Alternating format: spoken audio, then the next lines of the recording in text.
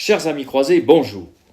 Nous avons aujourd'hui le grand plaisir d'introduire encore un grand texte de Monseigneur de Lassus, le problème de l'heure présente, antagonisme de deux civilisations. Écrit en 1904, sous d'ailleurs Saint-Pie X, livre de 2 tomes, l'ensemble que vous trouverez aux éditions Saint-Rémy. Voici donc les 3 premiers chapitres qui sont en lecture de ce livre. La Révolution, époque du genre humain, qui est le chapitre 2. Le premier dessein de Dieu dans les révolutions est donc de réprimer le désordre et de châtier par elles ceux qui l'ont introduit dans la société. La Révolution de 93 a eu ce caractère de châtiment, celle qui nous menace l'aura non moins justement. Mais Dieu a eu d'autres desseins en laissant se produire ce qui se passe dans le monde depuis un siècle. Lorsque le duc de La Rochefoucauld-Liancourt réveilla Louis XVI pour lui annoncer la prise de la Bastille, le roi demanda « C'est donc une révolte ?»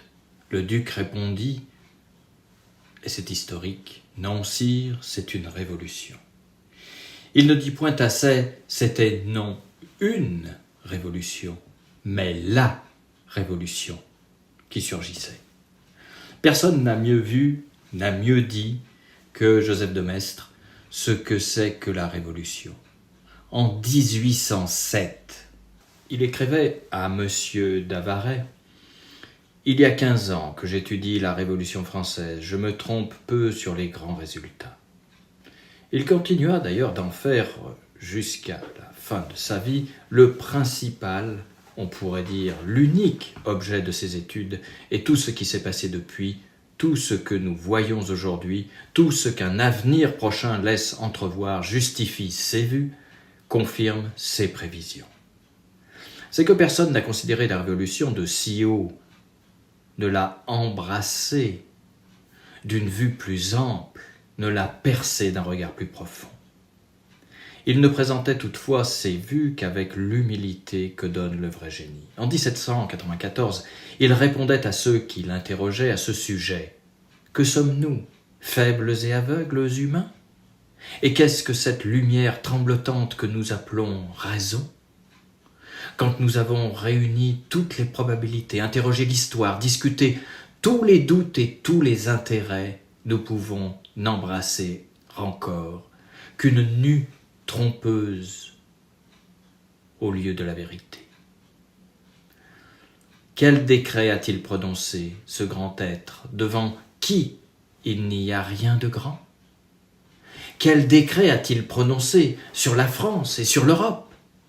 Où et quand finira l'ébranlement et par combien de malheurs devons-nous encore acheter la tranquillité ?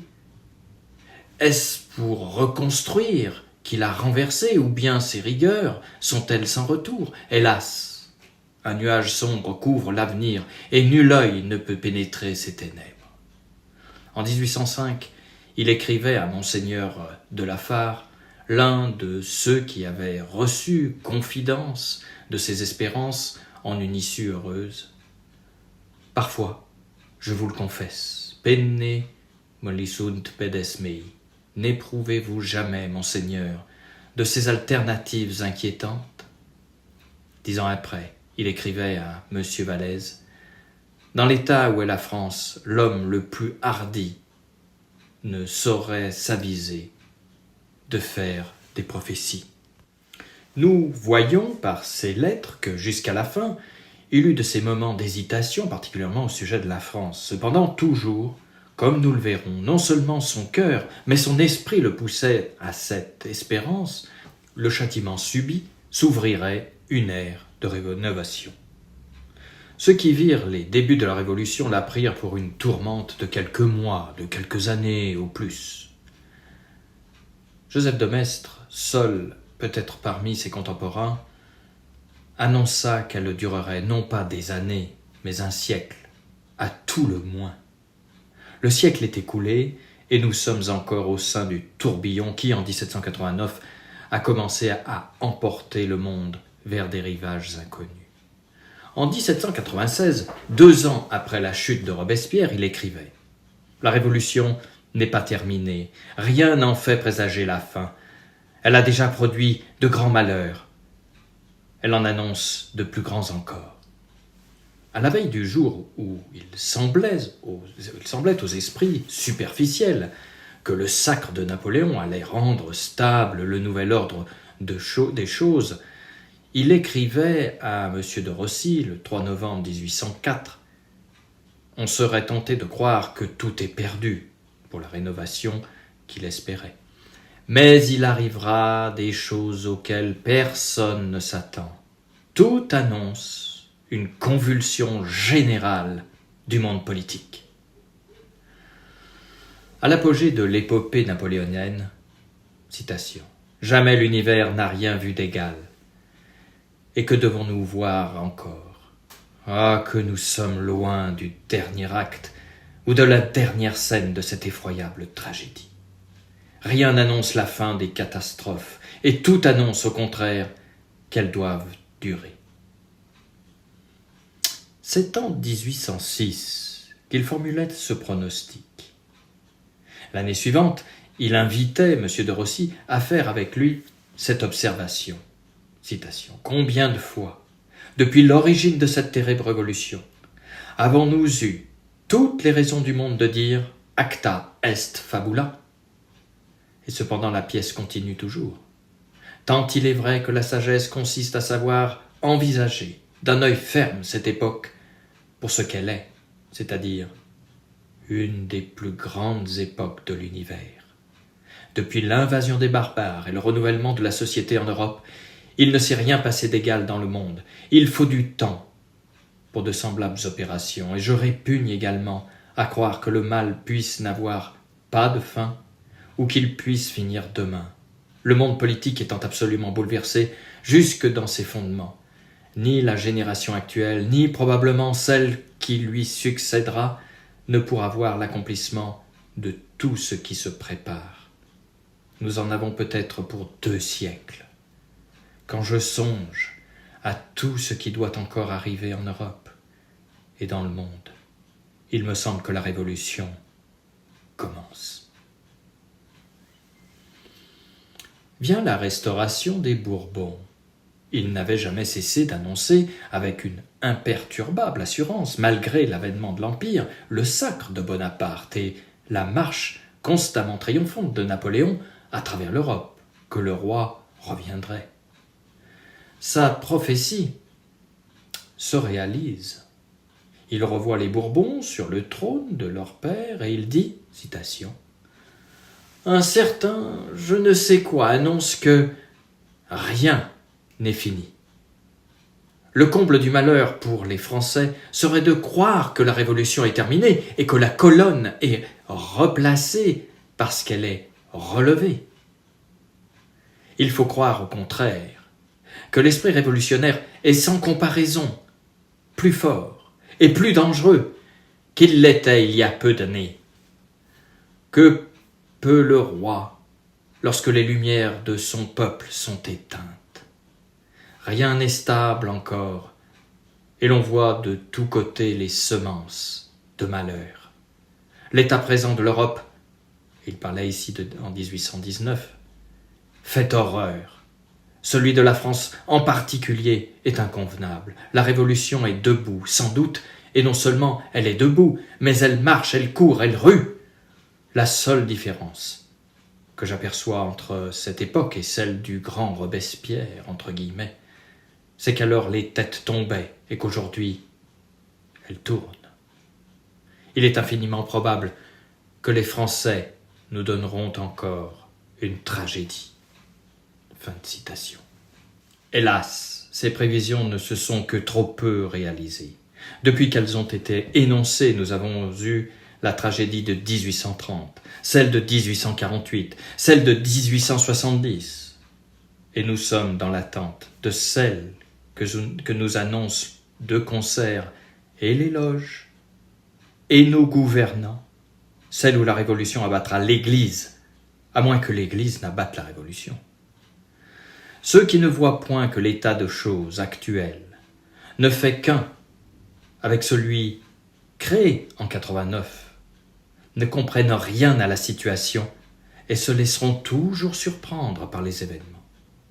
Il faut en croire la lanterne, qui, partant de l'extrême opposé, se rencontre avec Joseph de Maistre pour nous dire, citation, « Ne parlez point des révolutions de ce siècle, il n'y en a qu'une, la révolution, et elle se prépare à dire son dernier mot. » Fin de citation. Il ne suffit point de voir que l'état de choses actuel ne fait qu'un avec celui de 89. C'est plus haut encore qu'il faut en chercher le principe. Joseph de Maistre en fait remonter les origines au XVIe siècle. Citation. Depuis l'époque de la Réforme, dit-il, et même depuis celle de Wycliffe, il a existé en Europe un certain esprit terrible et invariable qui a travaillé sans relâche à renverser les monarchies européennes et le christianisme. Sur cet esprit destructeur sont venus se greffer tous les systèmes antisociaux et antichrétiens qui ont paru de nos jours. Calvinisme, jansénisme, philosophisme, illuminisme, etc. Tout cela ne fait qu'un et ne doit être considéré que comme une seule secte qui a juré la destruction du christianisme et celle de tous les trônes chrétiens, mais surtout et avant tout celle de la maison de Bourbon et du siège de Rome. Fin de citation. Voltaire et Rousseau eurent l'effroyable honneur de précipiter le mouvement. À Frédéric, qui lui avait écrit, citation, « L'édifice de la superstition », lisez donc du catholicisme, sapé par les fondements, va s'écrouler. Voltaire répondait, « Les prêtres sont au désespoir. Voilà le commencement d'une grande révolution. On mine en secret le palais de l'imposture fondé depuis 1775 ans. » Fin de citation. Rousseau fit pour l'ordre civil ce que Voltaire faisait pour l'ordre religieux. Rousseau, dit de Maistre, a soufflé de toutes parts le mépris de l'autorité et l'esprit d'insurrection. C'est lui qui a tracé le code de l'anarchie et qui a posé les principes désastreux, dont les horreurs que nous avons vues ne sont que les conséquences immédiates. Fin de citation. En 1789, la mine, pour reprendre la comparaison de Voltaire, fut jugée assez profondément creusée et assez chargée pour approcher la mèche. On sait l'effroyable bouleversement qui s'ensuivit. Cependant, la France avait reçu de Dieu par ses prêtres et par ses rois une telle puissance de vie qu'elle se releva du milieu de ses ruines. Mais elle portait toujours au cœur la blessure qui lui avait été faite par le principe funeste inoculé à la société chrétienne par les humanistes. Nous verrons que pas un instant, durant le cours du XIXe siècle, ne fut perdu par la secte pour entretenir cette blessure et même la raviver toutes les fois que les circonstances s'y prêtèrent. Aujourd'hui, elle juge le moment venu de hâter la crise dernière. Non seulement la Révolution a, dans le temps, une assiette qui s'étend sur 4 siècles, mais dans l'espace, elle atteint tous les peuples. Joseph de Maistre a en tête d'un mémoire adressé en 1809 à son souverain Victor-Emmanuel Ier, disait, citation, « S'il y a quelque chose d'évident, c'est l'immense base de la révolution actuelle qui n'a d'autre borne que le monde. » Fin de citation. Ce qui s'est passé depuis rend plus rigoureusement exacte la pensée qui fait entrer le monde entier dans le domaine de la révolution. Combien de peuples qui aujourd'hui n'aient pas été atteints par les principes de 89? Combien reste-t-il qui n'en aient souffert? L'immuable Chine elle-même, après le Japon, en est agitée. Témoin de ce qui s'est passé dans le cours du siècle écoulé depuis que Joseph de Maistre parlait ainsi, nous pouvons dire, après lui, non avec une certitude identique, car la sienne venait de son génie, mais avec la conviction que donne la réalisation des événements prévus. Citation. « Les choses s'arrangent pour un bouleversement général du globe. » Fin de citation. Qui marquera l'une des plus grandes époques de l'humanité. Citation. « Il y a bien des années que j'ai commencé à déchiffrer ce grand mouvement qui s'opère aujourd'hui dans le monde, et quelquefois l'admiration s'empare de moi au point que je cesse de sentir ce qu'il me coûte. La France s'empare pour un temps de l'Europe, et l'Europe s'empare pour toujours du monde. » Fin de citation. La conquête napoléonienne n'eut en effet qu'un temps court, mais elle servit à bouleverser jusque dans ses fondements le monde européen et à le rendre apte à faire cette conquête du monde à laquelle nous assistons, quoi que puissent donner à penser à cette heure les victoires du Japon sur la Russie. Lui voyant de si grands préliminaires dans le temps, une si grande extension dans l'espace, De Maistre disait donc de la Révolution, citation, « c'est une époque, une des plus grandes époques de l'univers. » Fin de citation. Déjà en 1794, il en avait parlé ainsi, il avait dit à Madame la marquise de Costa, dans un discours sur la vie et la mort de son fils Eugène, citation, « Il faut avoir le courage de l'avouer, Madame. Longtemps, nous n'avons pas compris la Révolution dont nous sommes témoins. Longtemps, nous l'avons prise pour un événement. Nous étions dans l'erreur. C'est une époque. » Et il ajoutait « Malheur aux générations qui assistent aux époques du monde. » Et dans ses considérations sur la France qui sont de la même année, la Révolution française est une grande époque, et ses suites, dans tous les genres, se feront sentir bien au-delà du temps de son explosion et de ses limites, de son foyer. Fin de citation. Les événements, à mesure qu'ils se déroulèrent, ne firent que le confirmer dans cette appréciation. Il disait d'ailleurs en 1805 « Plus j'examine ce qui se passe, plus je me persuade que nous assistons à une des plus grandes époques du genre humain. » Et en 1816, le monde est dans un état d'enfantement. État d'enfantement, c'est bien cela qui fait qu'un temps est une époque. Il y a eu l'époque du déluge, qui a enfanté la nouvelle génération des hommes, l'époque de Moïse, qui a enfanté le peuple précurseur, l'époque du Christ, qui a enfanté le peuple chrétien. Que porte dans ses flancs notre révolution époque? C'est ce que nous avons à examiner. Caractère satanique de la Révolution, chapitre 3. Ce qui apparaît à première vue dans la Révolution, ce que de Maistre y vit et y signala dès le jour où il se mit à la considérer, et ce que nous voyons à l'heure actuelle, avec plus d'évidence encore, c'est l'antichristianisme, ou plus radicalement encore, l'athéisme. La Révolution consiste essentiellement dans la révolte contre Dieu, et même dans la négation de Dieu. Son but suprême est de soustraire l'homme et la société à l'autorité de Dieu. Le mot « liberté » dans sa bouche n'a point d'autre signification. La Révolution s'appelle elle-même le radicalisme. Elle s'est donné la mission de fouiller l'œuvre de Dieu jusqu'au point où se trouvent ses racines pour la saisir à ce point et l'arracher et en débarrasser le monde.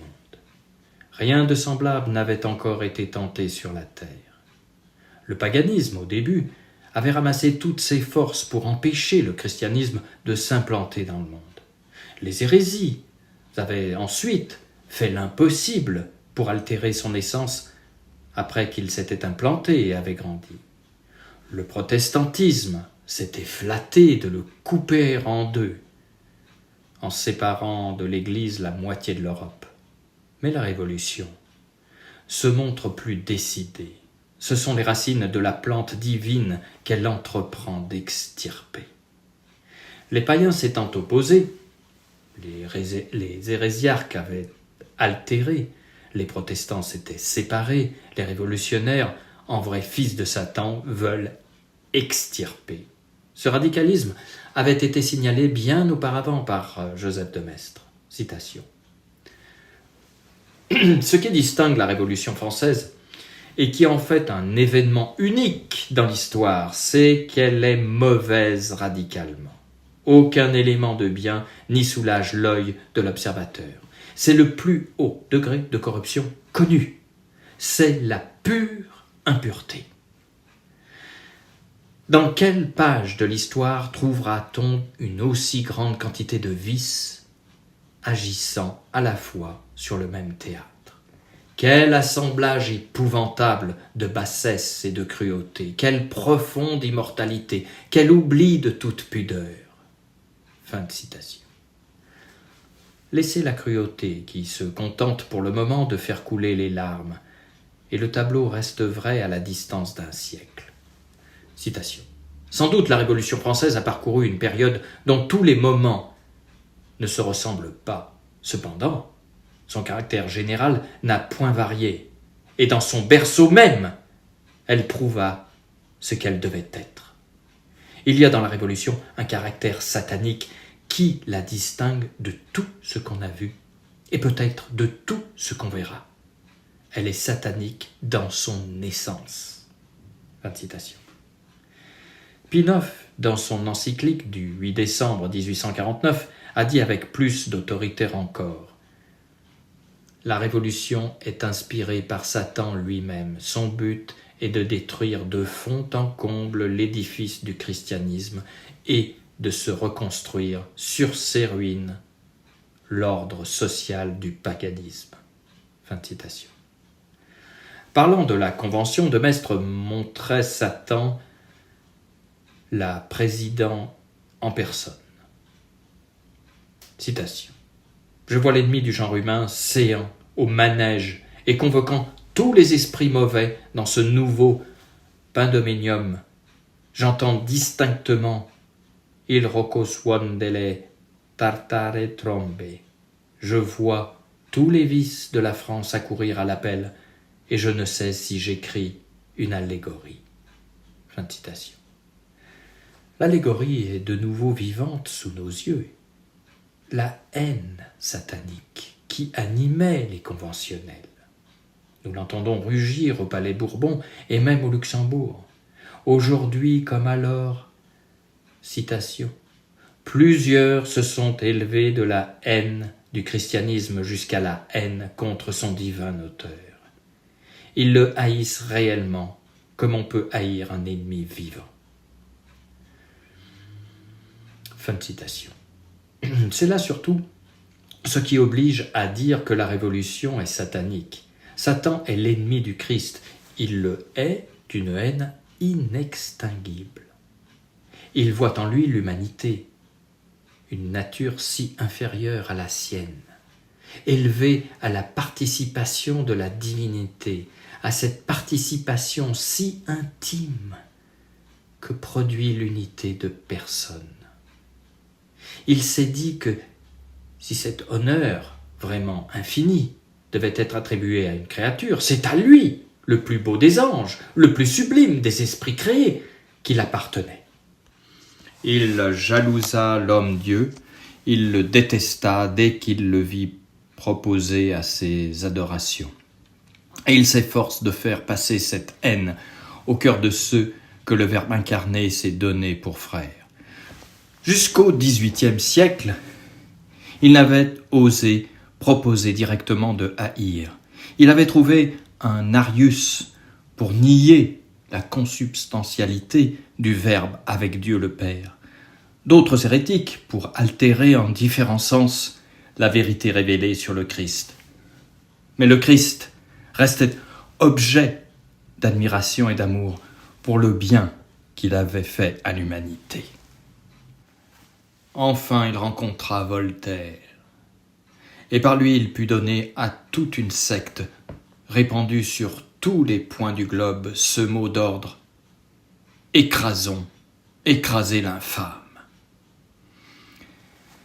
Grâce à la franc-maçonnerie, la race de ceux qui haïssent le Christ n'a cessé de se reproduire depuis Voltaire. Bien plus, elle n'a guère cessé d'être à la tête des affaires. Et alors même qu'elle en était écartée, elle conservait par la presse la direction de l'esprit public. En pleine Restauration, le 5 septembre 1818, de Maistre écrivait à M. Aubry, citation, « Satan est heureux comme un roi, et comment ne le serait-il point, puisque tout se fait par lui, suivant lui et d'après lui. Ajoutons que ses délégués agissent comme lui. Rien n'y manque. » Fin de citation. Après nos désastres de 1870-1871, M. de Saint-Bonnet signalait particulièrement l'un des actes par lesquels ces délégués, entre guillemets, ont le mieux marqué les sentiments qui les animent. Citation. « La France, disait-il, travaille depuis un siècle à évincer de toutes ses institutions celui à qui elle doit Tolbiac, Poitiers, Bouvines et Denain, c'est-à-dire celui à qui elle doit son territoire, son existence.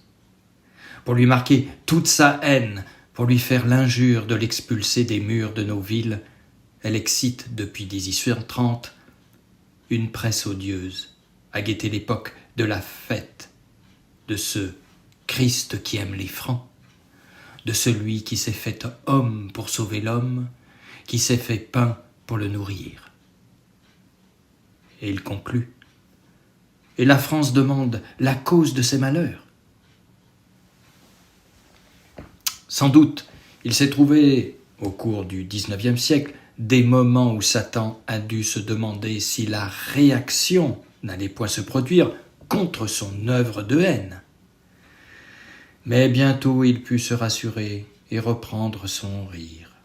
Aujourd'hui, au jour de la séparation de l'Église et de l'État, l'enfer voit ses affaires en telle prospérité qu'il compte, à n'en point douter, sur un triomphe prochain et aussi complet qu'il n'a jamais pu l'ambitionner. À la haine du Christ, qui ne s'était jamais vue, que l'on n'eût point cru possible au sein du christianisme, se joint la révolte directe contre Dieu.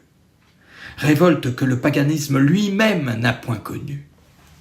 Il avait laissé s'altérer dans l'esprit humain la notion de la divinité. Il avait attribué le caractère divin à des créatures. Jamais il ne s'est élevé contre Dieu. C'est ce qui se voit aujourd'hui. Citation. « La révolution, c'est la lutte entre l'homme et Dieu. Ce doit être le triomphe de l'homme sur Dieu. » Fin de citation. Voilà ce que déclarent ceux qui disent qu'à l'heure actuelle, il s'agit de savoir qui l'emportera de la révolution ou de la contre-révolution. Citation. « Quoiqu'il y ait eu de tout temps des impies, observe Joseph de Maistre, jamais il n'y avait eu, avant le XVIIIe siècle, une insurrection contre Dieu. » Fin de citation. Il en fait remonter l'origine au protestantisme. Citation. « Le mauvais principe règne en Europe depuis 3 siècles. C'est lui qui nie tout, qui ébranle tout, qui proteste contre tout. Sur son front d'airain est écrit « Non ». Fin de citation.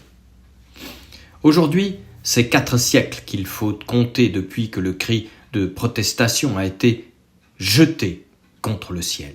Le temps ne lui a rien fait perdre de sa rage, au contraire. Dans les journaux, dans les clubs, au sein même du Parlement, les cris de révolte contre Dieu, les cris vraiment et proprement sataniques éclatent. Nous l'avons vu dans toute la première partie de cet ouvrage, partout et tous les jours, avec une impudence qui s'enhardit d'heure en heure.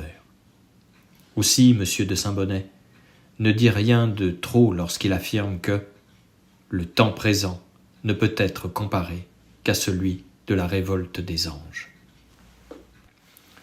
Il est d'ailleurs à noter, dans une de ses lettres à d'Alembert, Voltaire assigne pour caractère spécial à Damilaville de, citation, « haïr Dieu » et de travailler à le faire haïr.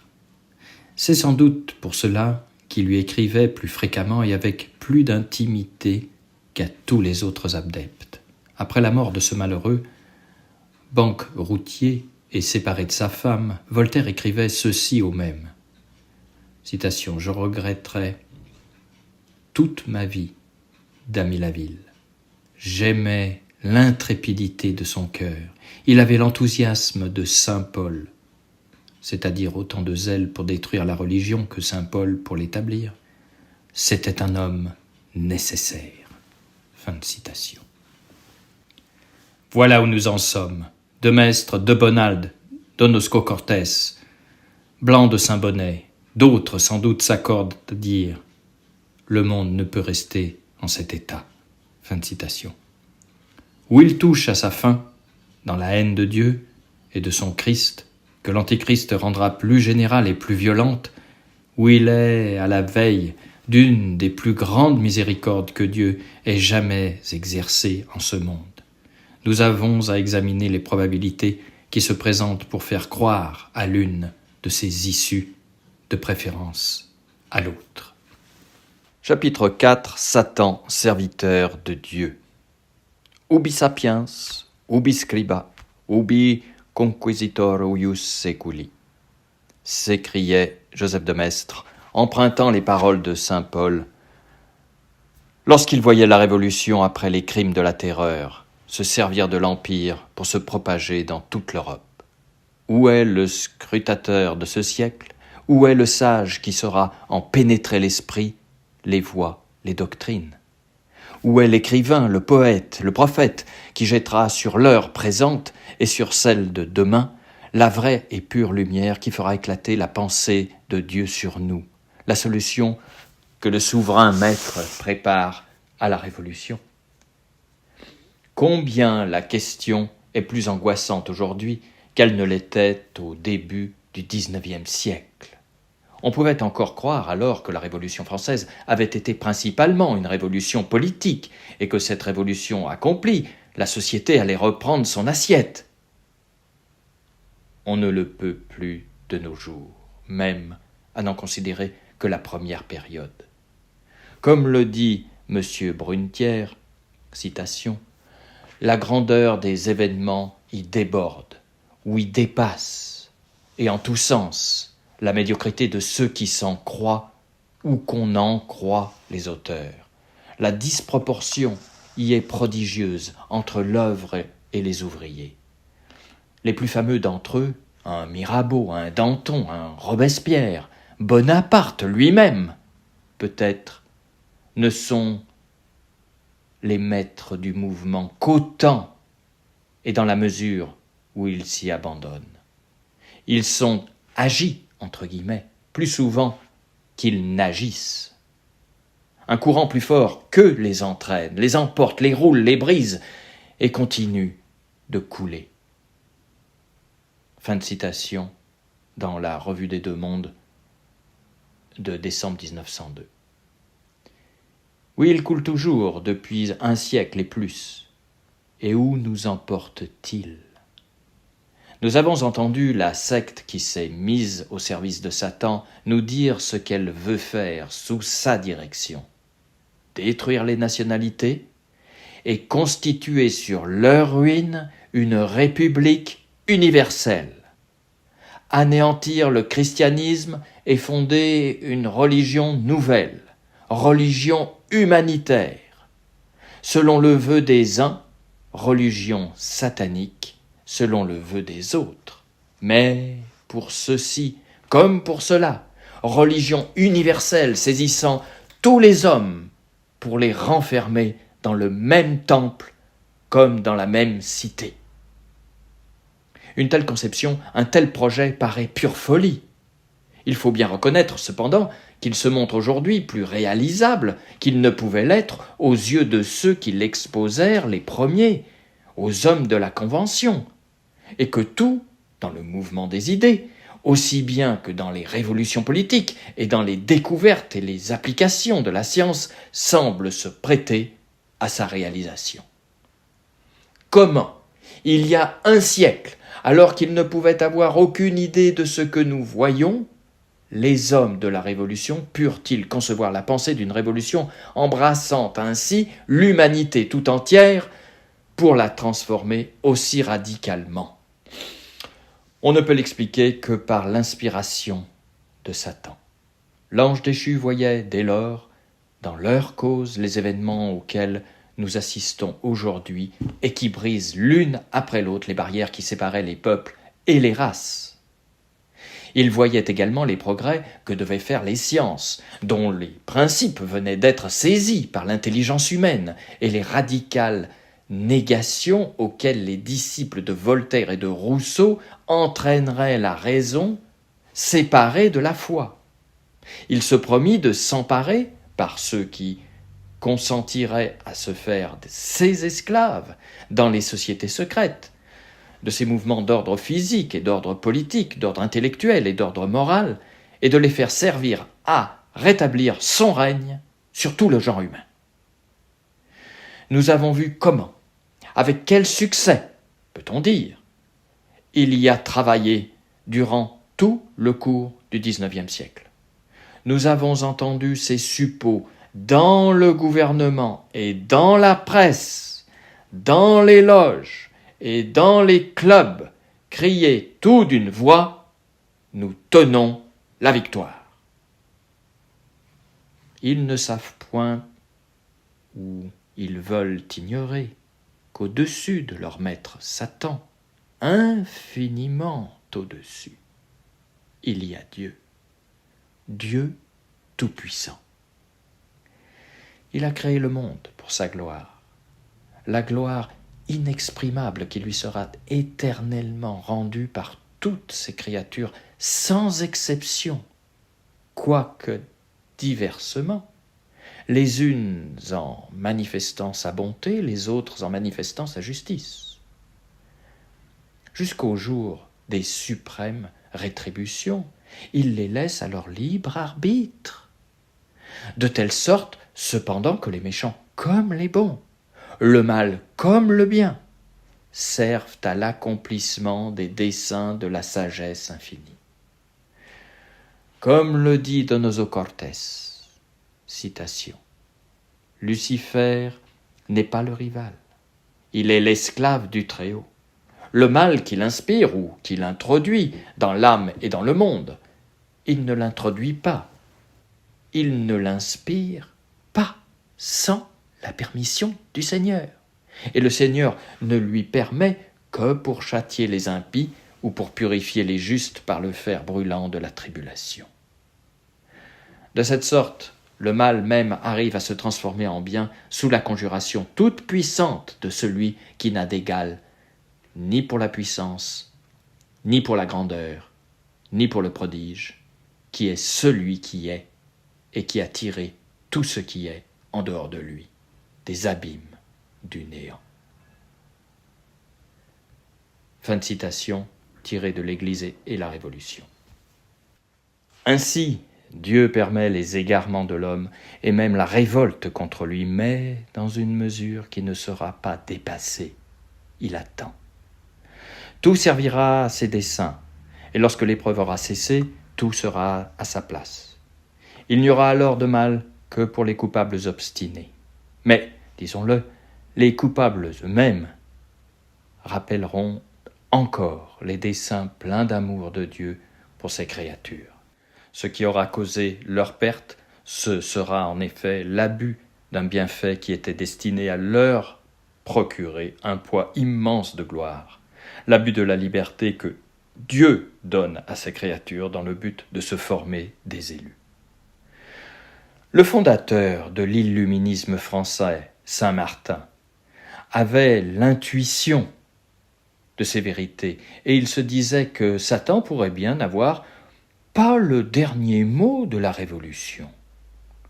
Le 6 janvier 1794, il écrivait au baron Kirchenberger « Pour moi, je n'ai jamais douté que la Providence ne se mêlât de notre Révolution et qu'il n'était pas possible qu'elle reculât. Je crois, plus que jamais, que les choses iront à leur terme et auront une finale bien importante et bien instructive pour le genre humain. » Fin de citation. De Maistre, d'ailleurs, ne pensait pas autrement. Citation. Pour tout homme qui a l'œil sain, dit-il, et qui veut regarder, il n'y a rien de si visible que le lien des deux mondes. Tout ce qui se passe sur la terre a sa raison d'être dans le ciel. C'est à l'accomplissement des décrets divins que sont ordonnés tous les faits, toutes les révolutions que l'histoire a enregistrées, tous ceux qu'elle enregistrera jusqu'à la fin des temps. Tous concourent selon leur nature et leur importance à l'œuvre secrète que Dieu opère presque à notre insu et qui ne sera pleinement révélée qu'au grand jour de l'éternité. Si les révolutions sont amenées par les erreurs des hommes et si elles sont faites de leurs crimes, Dieu les domine au point de les faire concourir à l'accomplissement de ses desseins qui datent de l'éternité. Fin de citation. Personne n'a exprimé dans un langage plus sublime cette belle et consolante vérité. Aux premières lignes du premier de ses ouvrages, il a fait toucher cette action de la Providence qui mène les hommes où elle veut, tout en leur laissant la liberté de leur mouvement. Citation.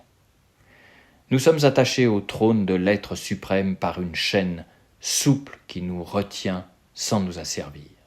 Ce qu'il y a de plus admirable dans l'ordre universel des choses, c'est l'action des êtres libres sous la main divine.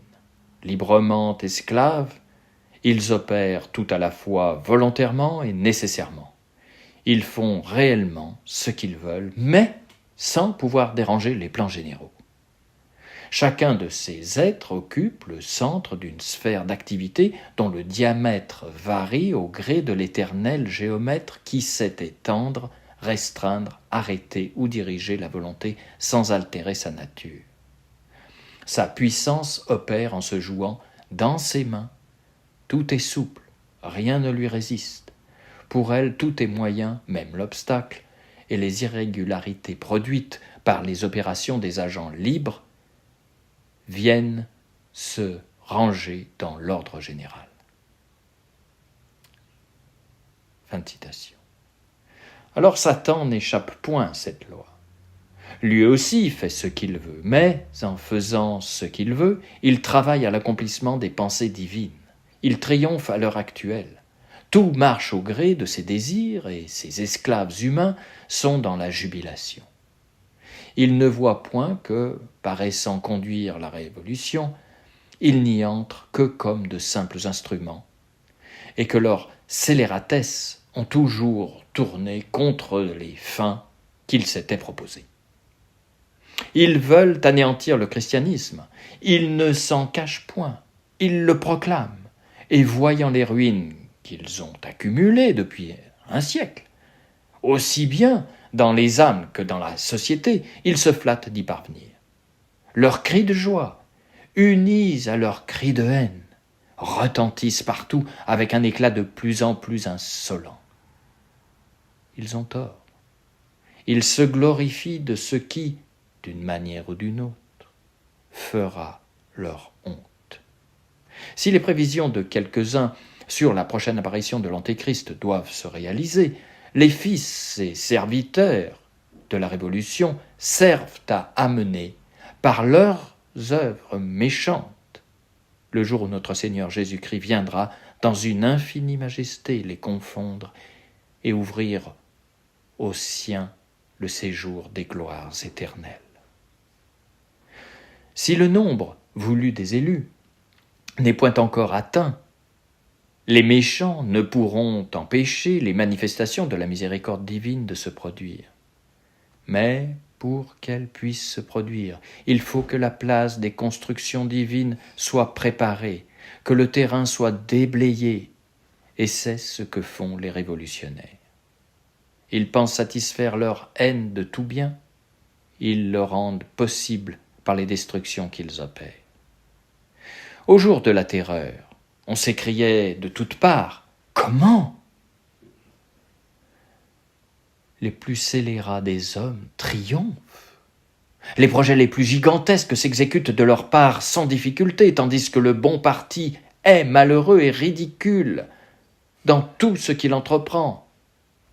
À cela, Joseph de Maistre répondait, citation, « Sans doute, car la première condition d'une révolution décrétée, c'est que tout ce qui pouvait la prévenir n'existe pas, et que rien ne réussisse à ceux qui veulent l'empêcher. » Fin de citation. Nous entendons aujourd'hui les mêmes étonnements. Tout réussit aux Gambetta et aux Ferry, et aux Waldeck et aux Combes.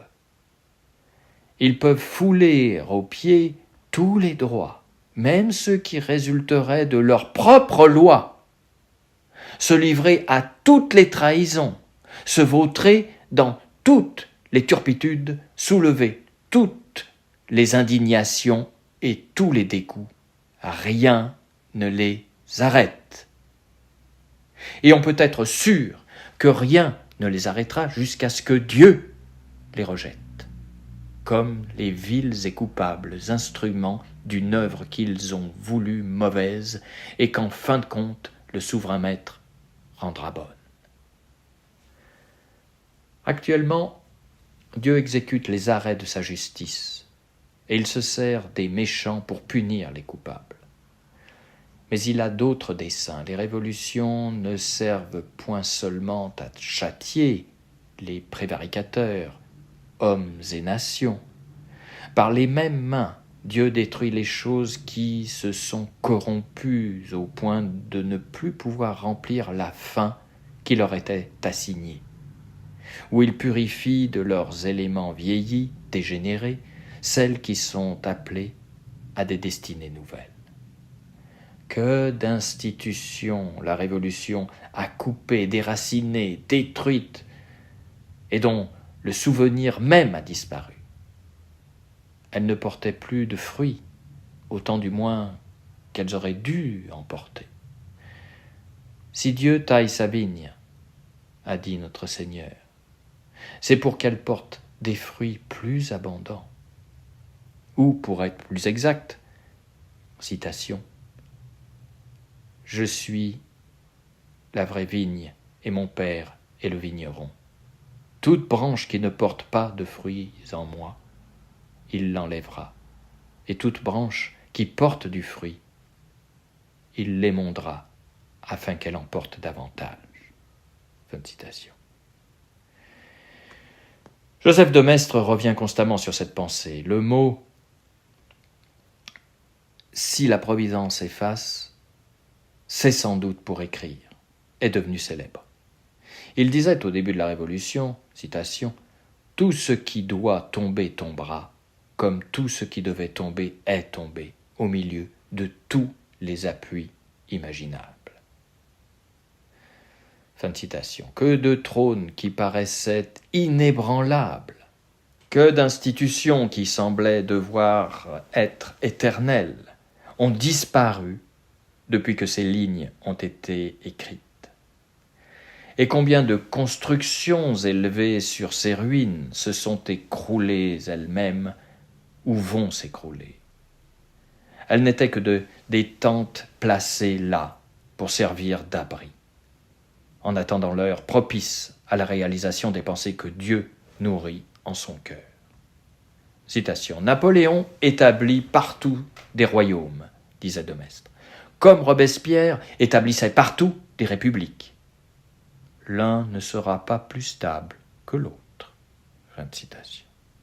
Et au lendemain du sacre le 26 décembre 1804, il disait encore, citation, « Ne croyez pas qu'il y ait rien de stable dans tout ce qui s'opère en France. Le baptême que le pape est venu donner à l'usurpateur ne le fixera pas sur son piédestal.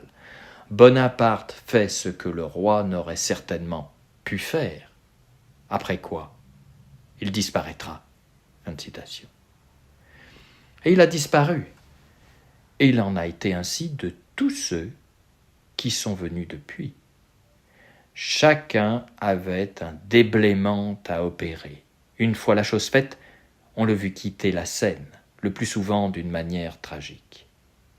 La liberté de mal faire laissée aux démolisseurs d'aujourd'hui n'a point d'autre raison d'être. Nous sommes désolés de les voir porter sans difficulté la hache sur les institutions religieuses les plus dignes de reconnaissance et de respect.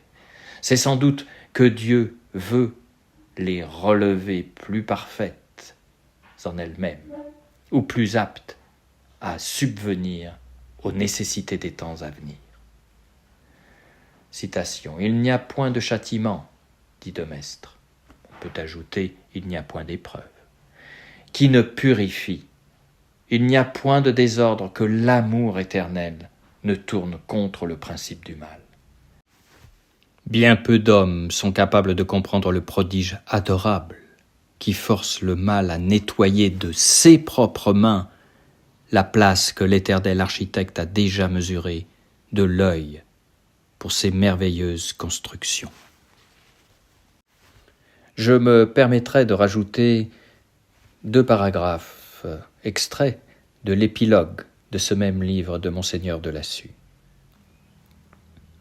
Monseigneur Izoard invite à se mettre à la place de ces chrétiens innombrables de nos jours, dont l'instruction religieuse est si tristement superficielle et imparfaite.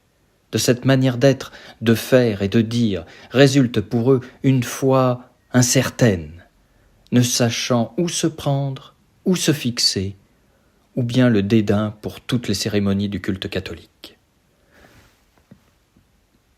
Pour abaisser, nous devrions peut-être dire, pour ravaler ainsi le culte, on est parti de cette idée.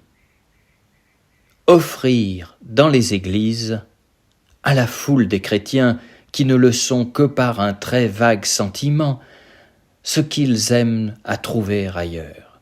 Agir ainsi, c'est n'avoir pas l'intelligence de la vie chrétienne et n'avoir pas l'intelligence de l'âme humaine. La vie chrétienne, c'est le monde au rebours. Flatter les sens pour faire un esprit chrétien, c'est un renversement. Et ce que demandent à la religion les hommes capables de penser et de se rendre compte eux-mêmes, c'est justement ce qu'ils n'ont point autour d'eux dans leur vie de chaque jour, votre luxe et vos concerts, mais c'est à des saturés que vous les offrez. La méthode qui consiste à faire qu'une église soit le moins possible une église est en elle-même souverainement maladroite et en opposition avec la nature humaine. Est-il besoin de dire qu'elle n'est pas en moindre opposition avec l'esprit du christianisme? Elle est sacrilège. Au lieu de répandre l'esprit de prière, vous rendez la prière impossible dans l'Église même. Ces paroles de Monseigneur Izoard sont bien sévères. Ne sont-elles point parfois justifiées? Un prêtre du clergé de Paris, monsieur le chanoine Balme-Frézol, dans un livre intitulé « Du pouvoir du christianisme et de la mission de l'Église dans la crise actuelle », déplorait les mêmes errements en 1883. Citation. Pour flatter le goût du monde, on a introduit dans les fêtes, dans les cérémonies religieuses, les usages, les ornements et les décorations des fêtes profanes.